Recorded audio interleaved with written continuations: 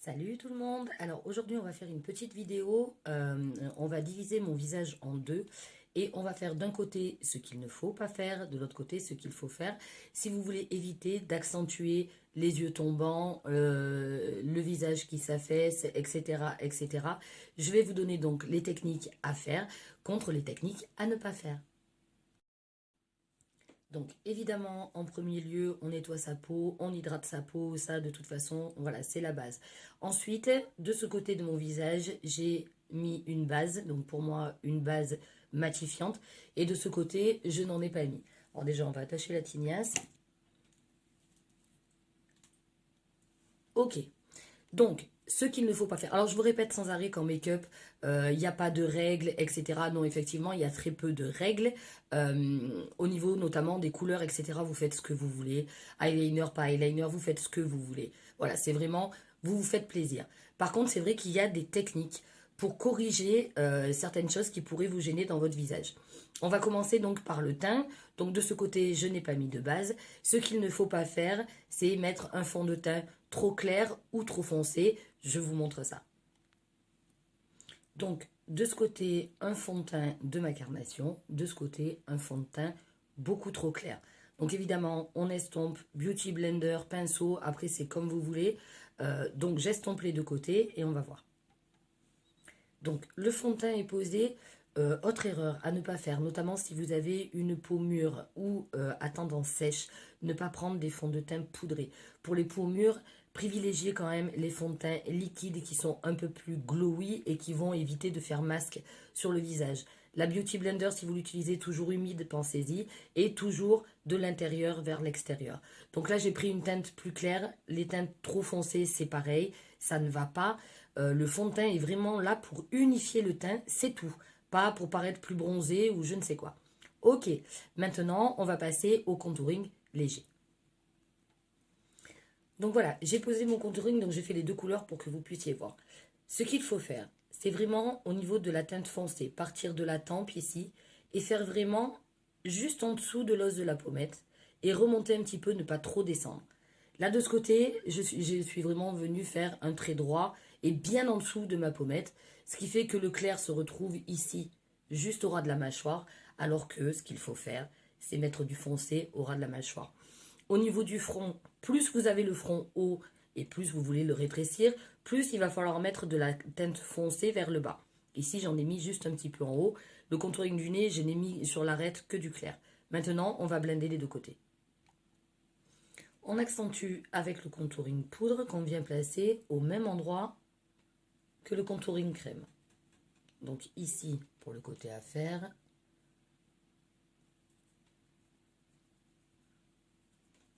et ici. Je fais ça correctement.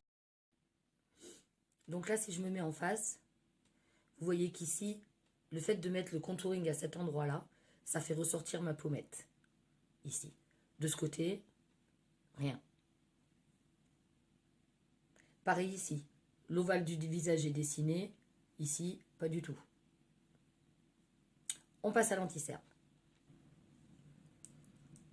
Donc, j'ai pas vraiment de rougeur, donc on va prendre que l'anti-cerne orangé que je vais venir placer aux endroits bleutés de ma cerne.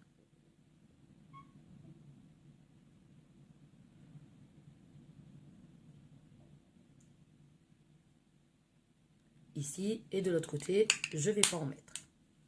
Je blende. L'estompage est très très important, surtout si vous avez des petites ridules. Bon, bah là, du coup, c'est même pas la peine que je dise quoi que ce soit. Hein. On voit vraiment que le correcteur orangé fait son boulot. Impeccable. Donc oui, tout à l'heure, j'ai dit anti-cerne, mais c'était correcteur. Maintenant, on passe à l'anti-cerne. Donc, ici, nous allons placer notre anti-cerne. Alors, celui-ci est un petit peu clair. Ici, pour étirer le regard. Juste ici, à la naissance de la cerne. Ok. De l'autre côté, je l'ai mis basique tout le long de ma cerne. On blende, pareil, éponge humide et on y va doucement en tapotant. Et surtout, on prend son temps.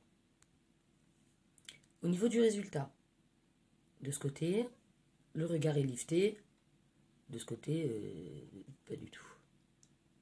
Passons au sourcil, ma chérie.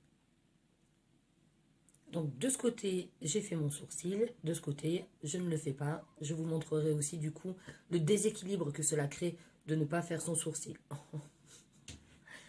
Donc, bref, attention pareil à la teinte du sourcil, pas trop foncé. Et on garde toujours la courbe naturelle du sourcil. On va passer au make-up des yeux. Donc ici, je suis venue poser une couleur de transition, c'est-à-dire un rose clair jusque quasiment au niveau de mon arcade. Et ensuite, je suis venue retracer ma paupière mobile, alors un peu plus haute que celle existante parce que j'ai les paupières tombantes, et je suis venue remonter ici sur mon sourcil. De l'autre côté, j'ai simplement rempli ma paupière mobile d'une couleur, c'est ce que font la plupart des gens que je vois en tout cas, en suivant le contour de ma paupière, voilà, et j'ai rempli. On va passer à la suite. Deuxième étape, donc je suis venue ici à mon ras de cils rejoindre la couleur que j'avais posée plus haut et je suis venue estomper ici en ras de cils inférieur en accentuant sur le ras de cils extérieur. Ok, maintenant nous allons passer à une couleur un petit peu plus foncée. Donc je suis venue déposer un violet un peu plus prononcé en chevauchant la couleur que j'ai mis précédemment. Voilà, et évidemment on mélange et on floute. De ce côté, je suis venue poser la couleur plus foncée en coin externe, sans flouter. Voilà ce que ça donne. On va passer à la couleur claire. Je viens prendre un rose pâle irisé que je viens mettre au centre ici de ma paupière mobile, en dépassant toujours un petit peu sur les autres couleurs, hein, toujours.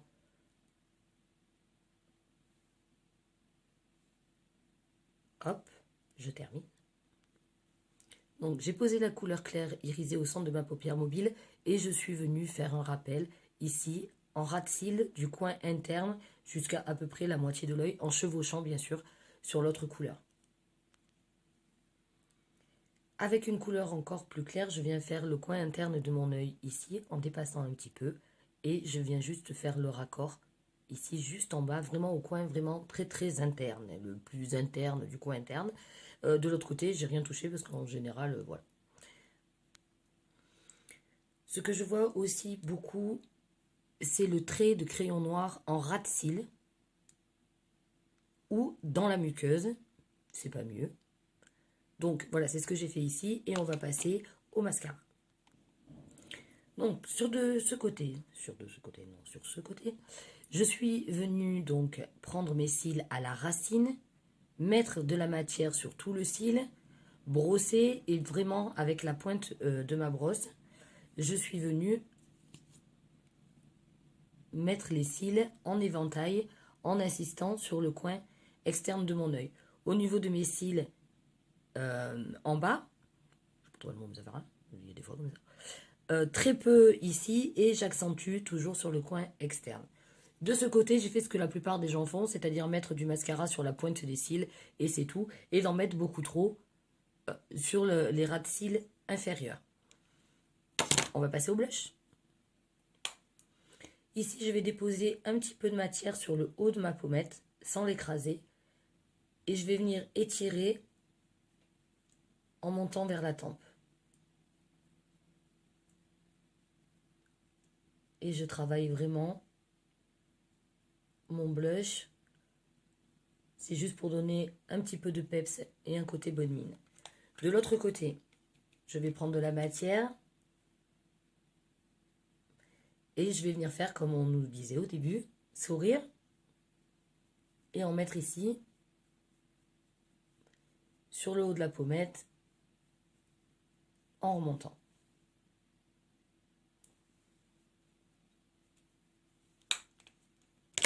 Rouge à lèvres. De ce côté, je suis venue faire le contour en overlinant un peu, c'est-à-dire en faisant le contour sur l'extérieur pour vraiment donner un effet plus pulpeux à la bouche. De ce côté, je n'ai rien fait.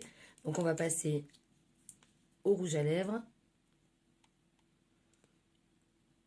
De la même façon, si vous êtes d'un âge certain, je le redis, évitez les rouges à lèvres mat qui vieillissent. En plus, ça marque toutes les petites rides et les petites peaux de la bouche. C'est vraiment pas joli. Mettez votre rouge à lèvres crème ou même mat au pire si vous voulez. Mais ajoutez-y un petit peu de gloss au centre pour donner un petit peu de brillant et pour illuminer le visage. Le gros problème des personnes qui ont la peau mûre, des femmes ou des hommes d'ailleurs, c'est vraiment le manque de luminosité. Il faut que votre teint soit lumineux et pas vraiment cartonné. La bouche, pareil, il faut vraiment du glowy et de la luminosité sans tomber dans le ultra gras, hein, on s'entend. Je vais venir poudrer la zone T, hein, puisque c'est celle qui est la plus grasse chez moi. Et au bout d'un moment, même si vous utilisez des bases, etc., en fin de journée, on finit par briller et c'est pas joli. Donc je vais venir en mettre, attention, très peu sur mon pinceau. Et pareil, en voile léger, hein, c'est vraiment juste pour matifier sur ma zone T. Alors, il y a une nouvelle technique qui s'appelle le baking, qui consiste à mettre de la poudre à ce niveau-là pour vraiment fixer le maquillage.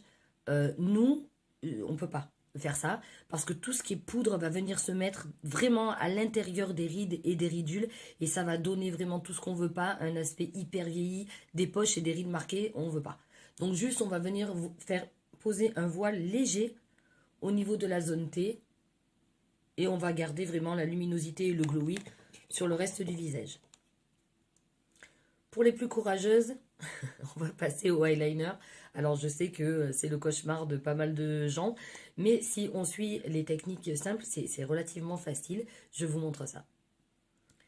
Vous vous mettez face à votre miroir, vraiment vous regardez droit devant, et vous allez venir tracer un petit trait du coin vraiment externe de votre œil. En remontant un petit peu, vous suivez en fait les couleurs que l'on a posées avant. Donc on ne va pas venir faire un méga trait, hein. Juste un petit trait en gardant les yeux ouverts et droit devant vous. Ok? Une fois que vous avez fait ça, pour les paupières tombantes, il existe la technique dite du décroché. C'est-à-dire qu'une fois que vous avez tracé votre trait, vous allez venir faire une petite pointe jusqu'au pli de votre paupière, là où la paupière tombe en fait. Et vous allez faire un triangle. Et ensuite, vous allez prendre le eyeliner ici et venir vraiment à ras de cils rejoindre là. Donc ça fait un décroché lorsque vous avez les yeux fermés, mais lorsqu'ils sont ouverts, ça fait vraiment une ligne de droite d'eyeliner. De l'autre côté, j'ai tiré mon œil. Alors ça, c'est l'erreur que je vois souvent et ça, il ne faut pas le faire et je vais vous montrer pourquoi. J'ai tiré mon œil, passé un coup de eyeliner, donc là, c'est droit. Mais si je lâche, voilà, ça va faire une espèce de virgule qui va tomber ici et du coup c'est juste pas joli et ça donne encore à votre œil un air tombant, tout ce qu'on veut pas. Ne tirez jamais sur votre œil lorsque vous voulez faire le eyeliner. J'ai accentué le trait pour vous montrer. Lorsque mon œil est fermé, l'eyeliner, mais lorsqu'il est ouvert, je ne sais pas si vous voyez bien, mais du coup ça fait un décroché vers le bas, c'est vraiment tout ce qu'on ne veut pas. On va venir mettre un petit peu de lighter.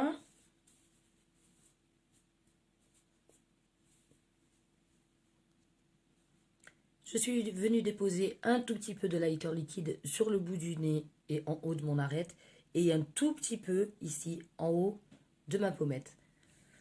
Et bien écoutez,